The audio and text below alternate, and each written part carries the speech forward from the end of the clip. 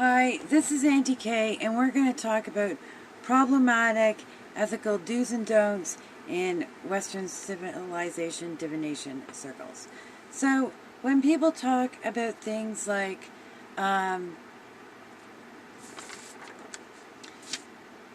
cursing and telling the future, or stringing you along for money, or claiming that certain magical acts are real and not just metaphorical. When we say that these things are proof of scams and they aren't real, this is something that's been ingrained in us through history. I mean, it's a history that takes place during, the birthing of what becomes chattel slavery, capitalism, and colonialism, white supremacy. And they birthed themselves over the 1400s and ta-da, 1492. I mean, it didn't happen all in 1 year. There's a lot of stuff going on, working actively to create such a system to replace feudalism, which was fallen.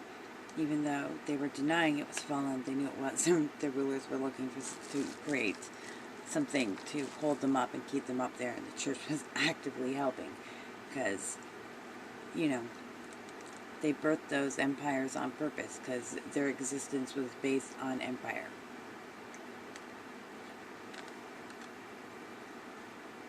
So, history always has so many synchronicities.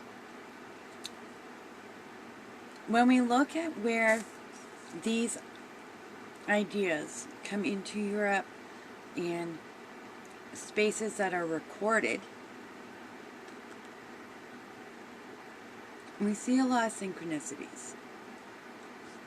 We see items come in through trade and movement of people. And I talked about that in the Hive Mind series. We see laws come in to squash the oppressed. So the Romani people are coming in through northern Africa and eastern Europe in the early 1400s, and we're going to get to dates because synchronicities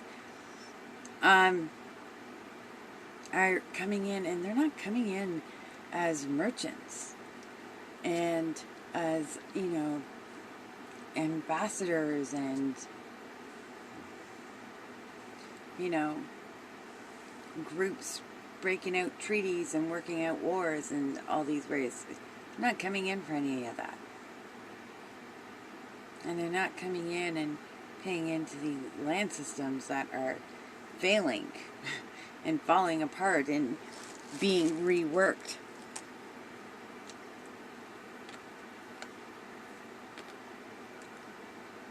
And we see laws created. So we see a historic record of Romanis coming in to Europe in 1414. And also at this time we start to see the odd describing of, somebody witnessing or hearing about or getting, fortune-telling services, divination services from Romani people.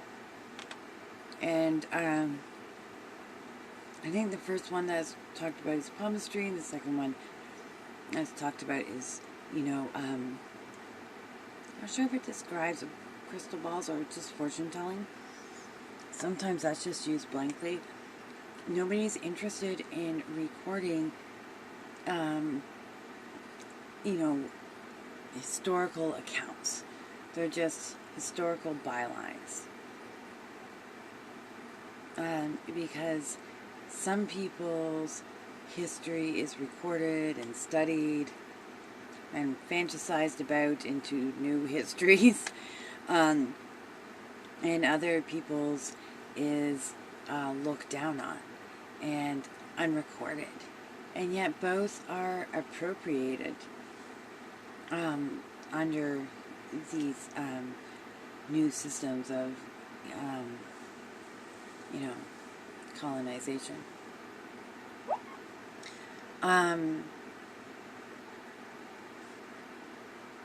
So, you know, what is and isn't recorded is important. And how things are recorded is important. And so, as these come in, and as they wrote different groups of Romani, you know,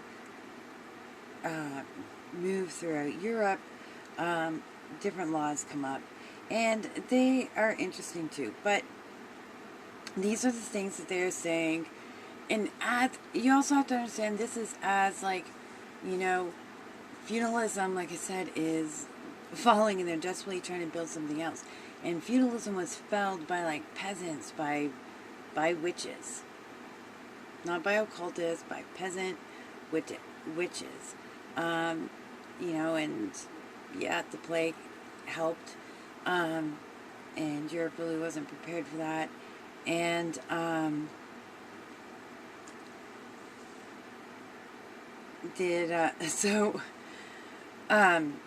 this is going on all at the same time, and so there's people coming in, fortune telling, and looking for curses, and, you know, being like, well, if you want to know some more, you're going to need to pay some more.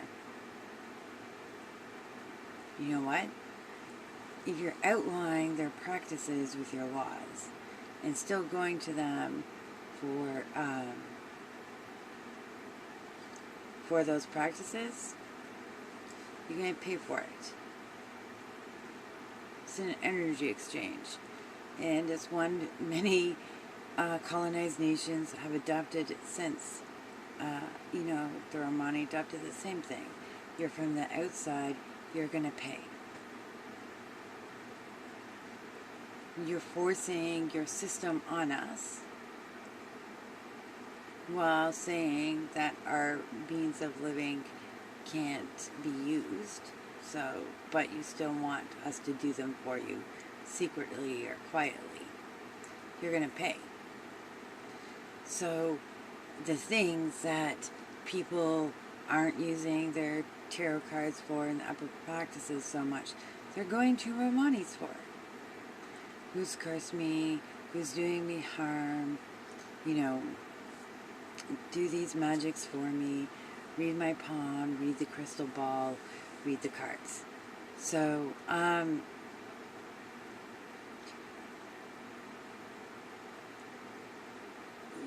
we see these things get outlawed, but we still want to take, which is very much like cultural appropriation. And there's lots of reasons from Romani accounts to believe that they also had fortune-telling cards of some kind when they came into Europe also. And the European creation is probably a creation of, you know, both ideas melded together, and both ideas probably from history's way before that would have shared similarities too, obviously. Anyway, we don't know those things, but when we look at the roots of people, it would make sense. So, I've never had a Romani person say to me, you can't read tarot cards. Other people shouldn't read tarot cards, but I've had lots of people say they're really sick and tired of, you know, that Eurocentric idea that tarot's ours and pendulum is ours and fortune telling or crystal balls are ours. When we know, like,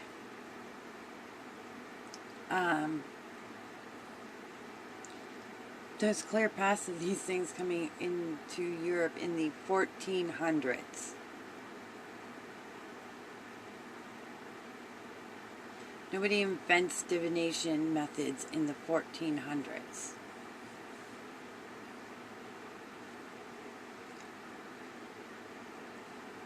As they're wiping out, you know, their own forms of it. No, they're taking other people's and remaking them so that they belong to a different class system than those who they were getting those things from before.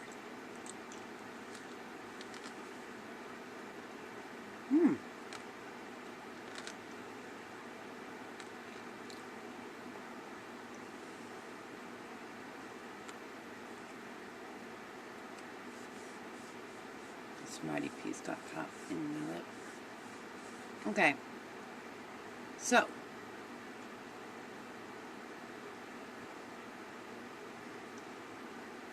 we see laws created banning certain practices.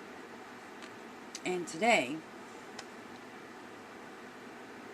those privileged with love and light and other such things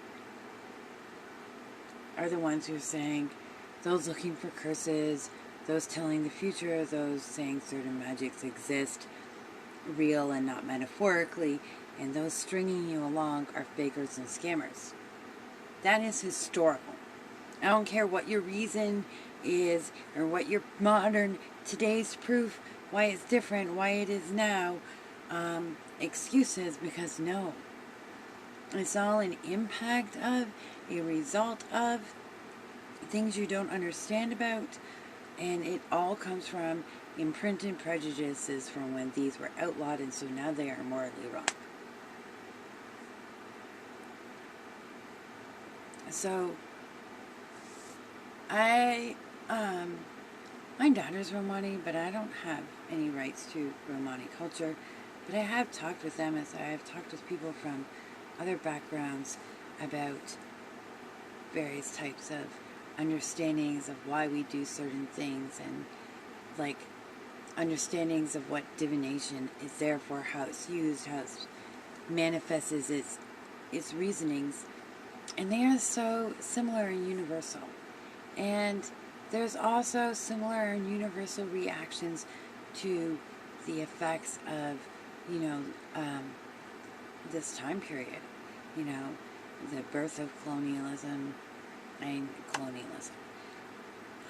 So, who benefits if cursing is a scam? Who benefits if no one's looking for curses? Those who are abusing power, which means those with power.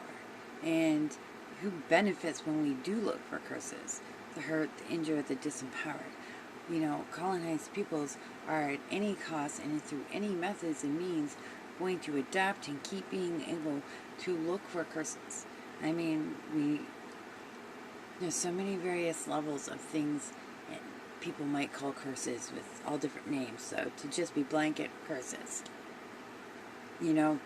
There's like the incidental curse, that neighbor who is cursing you all the time and like, oh, that bitch, that energy builds up. That energy builds up because words have power. And then there's the like, I'm going to go get someone cursed, or I'm going to try out a curse. For all of you who have done a love spell, which, when it's done, it's pretty much a curse, someone's gone and got a curse done too. And then there's those who are going to use them, and probably with really good intentions, to take power from the powerful and, redistribute the impacts of that power in various types of ways.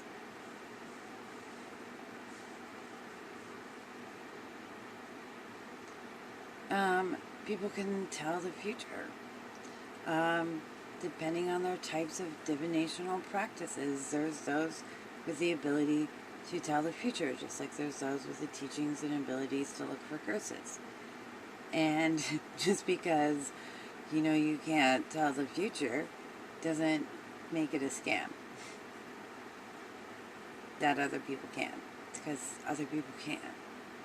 And especially when understandings of future are a lot more fluid and a lot less static and binary.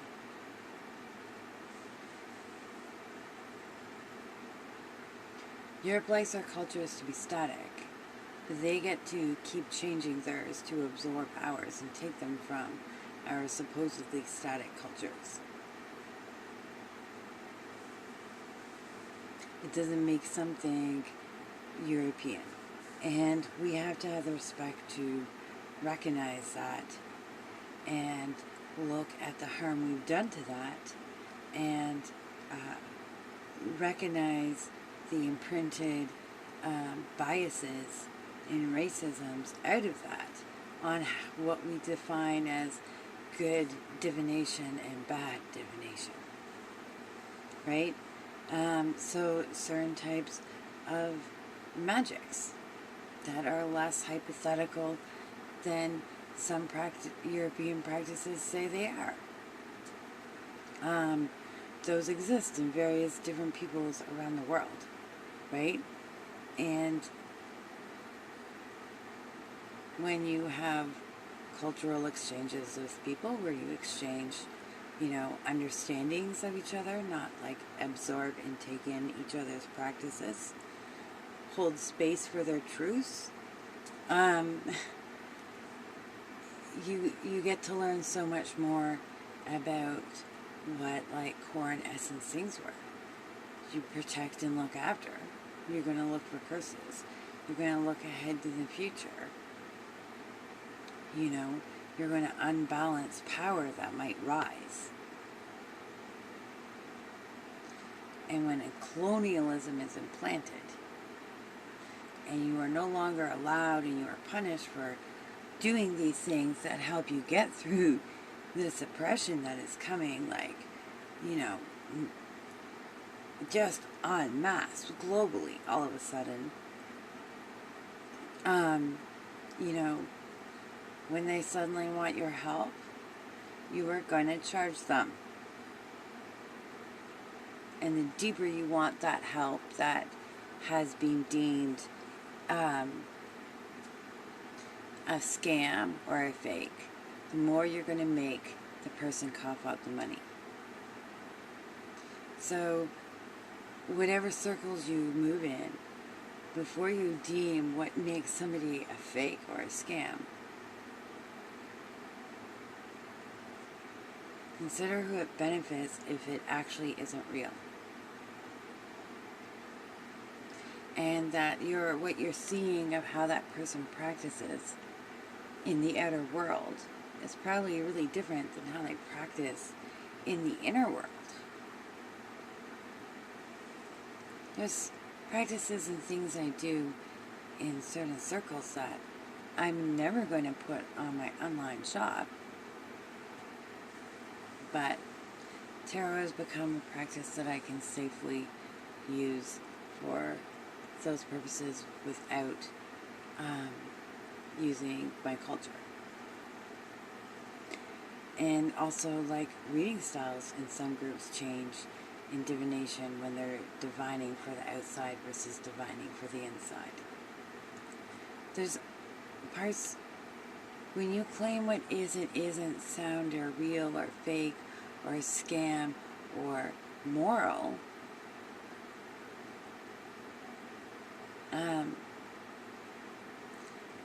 the people who are being impacted that are almost always people whose financial situation is far below yours. Almost always.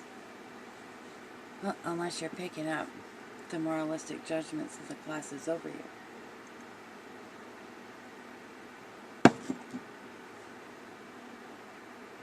So, all this to say, just because something isn't part of your practice doesn't make it moral, or doesn't make it immoral or fake. And that's how we need to talk about what we are and are not capable of doing. We need to do it within a historical construct of how some people might use the tarot cards is going to probably be different than the people who saw a system, played around with it, created something that was all about them,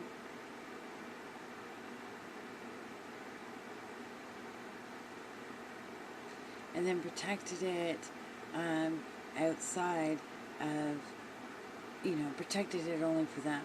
And those outside of that, so, fortune tellers on the street and those falling under the Egyptian Act, aren't allowed to use it.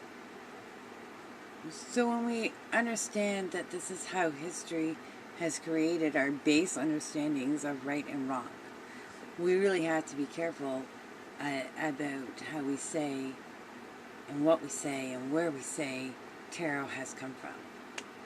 We can say we don't really know, but we do know that we took from and disempowered these various groups of people as we created this and this and this in our society under something that many people would come to call European divination and practices at some point. So that's the talk. I feel like I kept going off on long lengths before, and I really wanted to condense this, and I hope I condensed it in really good ways.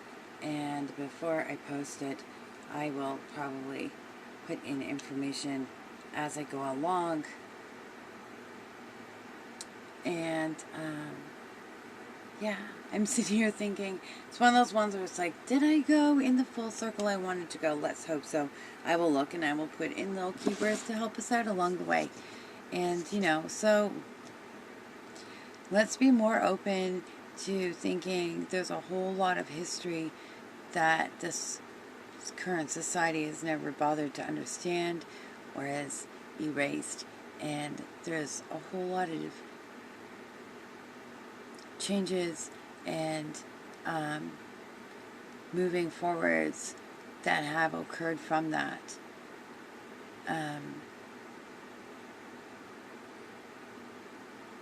Picking up new ways to use things that are different than they used to be.